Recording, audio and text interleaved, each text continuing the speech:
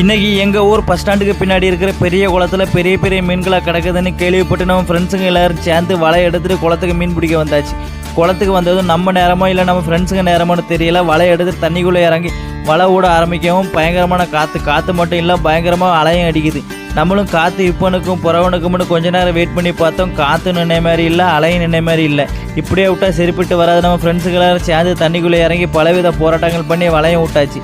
சரி வீட்டுக்கு போய்ட்டு அடுத்த நாள் காலைல வந்து பார்க்கலாமேனு வந்து பார்த்தா நம்ம குளத்துக்கு அந்த சைடு விட்டா வலை இந்த சைடு கரையில் வந்து கிடக்குது. நேற்றுக்கு அடிச்ச காற்றுல இந்த சைடு வந்து ஒதுங்கி இருக்குமா, இல்லை பெரிய பெரிய மீன்கள்லாம் மாட்டினால இந்த சைடு வந்து ஒதுங்கி இருக்குமான்னு வலையை கரைக்கு எடுத்து பார்த்தா தான் தெரியுமான்னு நம்மளும் வலையை கரைக்கு இழுக்க ஆரம்பிச்சிட்டோம்.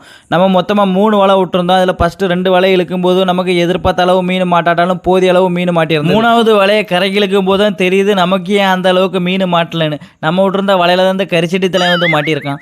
ஆமை மாட்டின வலையில் எப்படி மீன் மாட்டோம். அப்புறமா வலையை கரைக்கு இழுத்து வலையிலேருந்து ரொம்ப பொறுமையாட்டு இந்த ஆமையை வெளியே எடுத்து கரையில் கொண்டு வச்சா இவன் நமக்கே ஆட்டம் காட்டு தான் அங்கே எங்கேயும் கொடுன்னு ஓடி.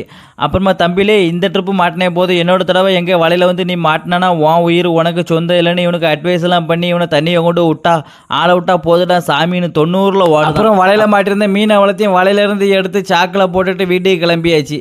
நீங்களும் இந்த மாதிரி குளத்தில் வந்து வலை விடும்போது மீனுக்கு பயிலாட்டு உங்கள் வலையில் வேறு எதுவும் மாட்டியிருந்தால் மறக்காமல் கமெண்ட் பண்ணிடுங்க. அப்புறம் இந்த வீடியோ பிடிச்சிருந்தா இந்த வீடியோ ஒரு லைக்காக போட்டு நம்ம பேஜை ஃபாலோ பண்ணுங்கள்.